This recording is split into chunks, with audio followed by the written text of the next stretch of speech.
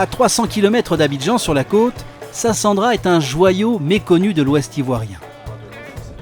Ville de 75 000 habitants à la situation géographique exceptionnelle, située au croisement entre le fleuve Sassandra et l'océan Atlantique. C'est le relief accidenté qui fait la particularité. Et quand on arrive, on a des vues. Ça nous permet d'avoir plusieurs sortes de vues et des images panoramiques diverses. Chaque jour au port, les pirogues colorées rapportent des tonnes de poissons qui alimentent l'arrière-pays.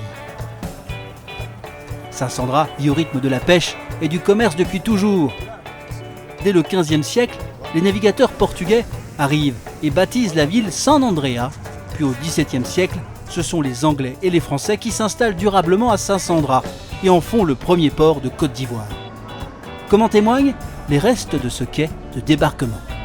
Et c'est là que tout venait d'Europe, toute marchandise, etc. C'est à partir d'ici que les commerces partaient vers l'intérieur du pays. Les premiers faisaient des échanges commerciaux.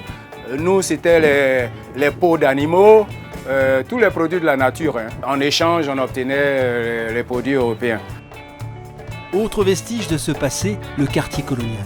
On y trouve les ruines du premier siège de la Banque centrale d'Afrique de l'Ouest, des entrepôts ou encore l'un des premiers cinémas de la sous-région. Sassandra, une ville atypique en Côte d'Ivoire.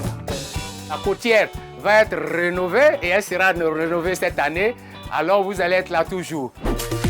C'était Carte d'Ivoire avec le ministère du Tourisme et des Loisirs de Côte d'Ivoire.